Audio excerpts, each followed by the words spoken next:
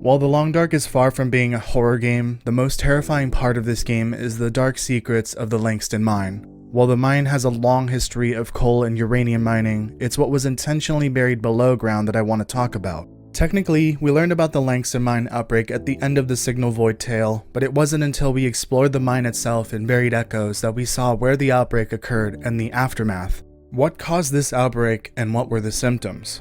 Before I continue, please make sure to comment, like, share, subscribe, and hit the notification bell so I can keep making these videos. First, what caused the outbreak? We've known from the very end of Signal Void that the machine was responsible for the outbreak. It is very clear that the energy the machine was producing was something that had an effect on the brain. It was most likely an energy that could be picked up by the neurons, the cells of the brain, and could travel through it. The brain is just one big complicated set of organic wires and circuits. For the longest time, we knew what caused it but didn't know what Rudiger's intentions were for this experiment. I think a lot of people, including myself, believed his intentions involved something like mind control or some kind of psychological weapon. Although Last Horizon didn't provide anything new about the outbreak itself, it did provide more information about Rudiger's machine. Last Horizon revealed to us that the result of this experiment, the outbreak itself, was not his intention. The machine was not supposed to do that. It was a completely unpredicted side effect.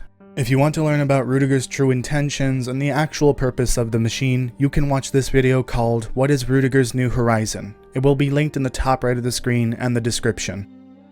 Second, what are the symptoms of the outbreak? This is the most important part of this video and is key for the video that comes out after this one. Throughout all the logs, interviews, reports, and diary pages from the tales, we learn that the machine affects the brain. It starts with a feeling of uneasiness, a feeling that something is wrong with the head.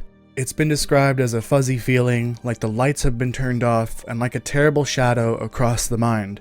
This would be the primary symptom and would progressively get worse over time. These are the remaining symptoms. Loss of focus would be a big one. This prevented the ability to focus on anything. I imagine this is why the mind deteriorated while the experiment ran. The miners could not focus on keeping things from falling apart. While anyone could dream at any point, the outbreak caused recurring dreams that seemed like real-life experiences. With each occurrence, the dream would somehow be different. Even retelling one instance of a dream multiple times would result in a different story. Eventually, the dreams would evolve into nightmares, things that would make you question your sanity, dark figures over pits of darkness, that sort of thing. Emotional volatility would rise, causing the victims of the outbreak to easily lose their temper or break down mentally. Aimless wandering was described as a possible symptom as well. I believe this could have also included sleepwalking. It wasn't really confirmed by the tales, but I believe that insomnia was also a symptom of the outbreak. This is mainly because it was confirmed in Buried Echoes that the machine was the source of the glimmer fog that filled the far territory. The glimmer fog would cause insomnia, so it's possible the machine also caused sleep-related issues. The victims of the outbreak would eventually die, but not before suffering all of these symptoms. As they faced the abyss, their minds were metaphorically falling apart.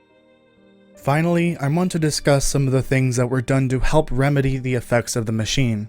These methods were primarily derived from the medical officer's attempts to interview the victims about their dreams. Although these interviews failed to see if there was a way to reverse the effects, they did provide valuable information. Proximity to the machine was key to providing a treatment method, meaning that the victims had to get away from the machine in order to receive any kind of help.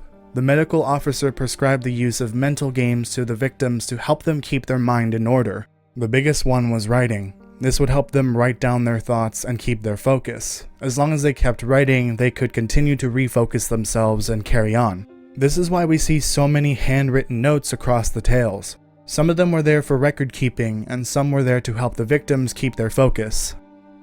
On a final note for this video, it is these notes, the ones written while the victims were suffering the most from the outbreak, as well as some of the interview transcripts that revealed something strange. Stranger than the outbreak itself. Usually, these notes would include thoughts that comforted the writers, things they remembered from their past. For the security chief, it was her mother's voice. For the foreman, it was his brother. Across the board though, there was a strange fixation on water. Patient 7, the security chief, and Rudiger would all write things down that related to water. From dreaming about swimming in a cold river, to small ships, to a deep, wide ocean unending, this was more than coincidence. In the security chief's final log, as her mind was deteriorating, she wrote about a waterfall and a memory she had there with her former lover. Despite literally dying with a broken mind, she was able to write with such detail. In fact, this fixation on water was so strange that it crept its way into Wintermute before the tales were ever released. In episode 4, you can find the Lost Workers note, which has some interesting lines. These are the most relevant lines that I want to talk about in this video. Keep writing. Writing helps me focus, and focus keeps me still. I keep seeing a river in my head, rushing water to the edge of something, into a deep, foggy place. This person, who is revealed to be named Sam in the old substation work memo, is a survivor of the Langston mine outbreak. Sam survived up until just before the first flare, meaning he somehow survived 40 years after the experiment. How he survived that long is a mystery. The most important parts of the note reveal that writing helps him focus, and he is dreaming about water. Sam will be getting his own video soon to tell his full story. There is one more mention of water like this in Wintermute though, probably one of the most obscure parts of the final cutscene for episode 4. I would recommend you rewatch it because the next video, What is the Perseverance Mills Outbreak, will heavily rely on this video and that cutscene. Remember this though, keep an ear out for strange fixations on water in the lore, past and future. If you have gone through all 3 tales and feel somewhat confused, you can look through my The Long Dark Rudiger's Project playlist and find videos titled The Story of Buried Echoes, Last Horizon, and the individual bunkers for Signal Void. Those videos contain the narrated notes and focus on the story presented by those notes. If you want a general refresher of the tales as a whole, then my recent video, The Complete Story of the Tales Trilogy, will help. It is a condensed version of the story of the tales in chronological order. This playlist and video will be linked in the description. If you are confused about anything specific, let me know in the comments. If you enjoyed this video, please don't forget to comment, like, share, subscribe, and hit the notification bell so I can keep making them.